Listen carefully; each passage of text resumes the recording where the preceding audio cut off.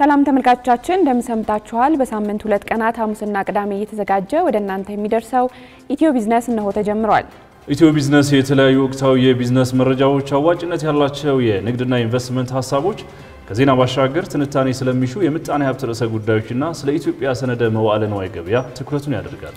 ዛሬም እንደተለመደው ባጫጭርና በዝርዝር የምንመለከታቸውን ጉዳዮች አሰናድተን መተናል። ቃል ኪዳን ታደሰና ጥላሁን አያሌው አብረናችሁን ቆያለን። ተመልካቾቻችን ቀዳሚ ወዳደረግነው መረጃችን እንለፍ። የትራንስፖርት ሚኒስቴር ለአውቶሞቲቭ ኢንዱስትሪው ረቂቅ ፖሊሲ ያዘጋጀ። የትራንስፖርትና ሎጂስቲክስ ሚኒስቴር ለመጀመሪያ ጊዜ ለአውቶሞቲቭ ኢንዱስትሪው ራሱን የቻለ ረቂቅ ፖሊሲ ማዘጋጀቱን አስታውቋል። ይህ አዲስ ረቂቅ ፖሊሲ ከዚህ ቀደም የነበረውን ክፍተት ለመሙላትና ለኢንዱስትሪው እድገት አቅጣጫ ለማስቀመጥ ያለመ ነው ተብሏል። ፖሊሲው የሀገሪቱን ስትራቴጂካዊ እቅድ መነሻ በማድረግ የኢትዮጵያን አውቶሞቲቭ ኢንዱስትሪ ወደፊት ዕጣ ፈንታ የእድገት እቅዶችና ተያያዥ ጉዳዮችን በግልጽ የሚያስቀምጥ ሲሆን በተጨማሪም ነዳጅና ኤሌክትሪክን የሚጠቀሙ ተሽከርካሪዎችን ከግምት ውስጥ ያስገባ ነው። ረቂቅ ፖሊሲው ተሽከርካሪዎች ወደ ሀገር ውስጥ የሚገቡበትን ሁኔታ ሊያሟሏቸው የሚገቡ የጥራት ደረጃዎች እንዲሁም የአምራች ኩባንያዎች በሀገር ውስጥ ምርትና መገጣጠሚያ እንዲገነቡ የሚያበረታቱበት ሁኔታ በዝርዝር እንደተካተተበትም ሪፖርተር ዘግቧል። ቀጥለናል ተመልካቾቻችን። የአዲስ አበባ ከተማ አስተዳደር ምክር ቤት ለ2017 በጀት ዓመት የሚውል ተጨማሪ ከ11.5 ቢሊዮን ብር በላይ በጀት አጽድቋል። ምክር ቤቱ በጀቱን ያጸደቀው ባካሄደው አራተኛ ዓመት የሥራ ዘመን 3ኛ መደበኛ ጉባኤ ላይ ሲሆን ተጨማሪ በጀቱ በከተማው የተጀመሩ ዘርፈ ብዙ ልማቶችን ለማስቀጠል አስፈላጊ ነው ተብሏል። በጀትን በቁጠባና ሰው ተኮር ለሆኑ ፕሮጀክቶች የመዋል ተግባሩ ተጠናክሮ እንደሚቀጥልም ተጠቁሟል።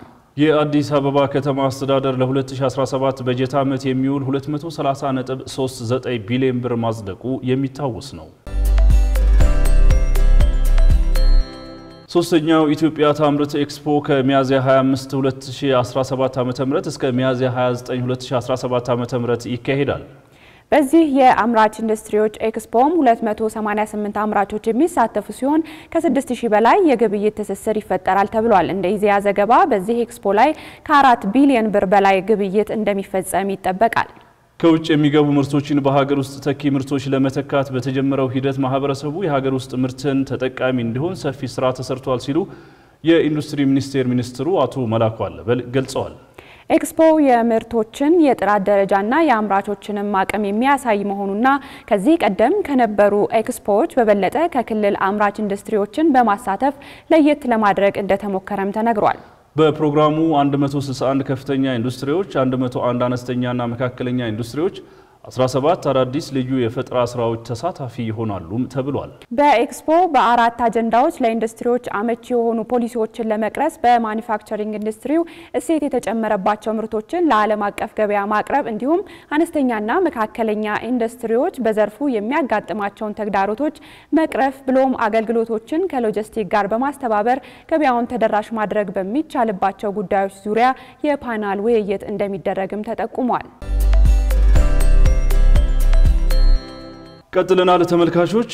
ኢትዮጵያ የዓለም ንግድ ድርጅትን በአባልነት እንድትቀላቀል አሜሪካ ድጋፍ አደርጋለሁ አለች።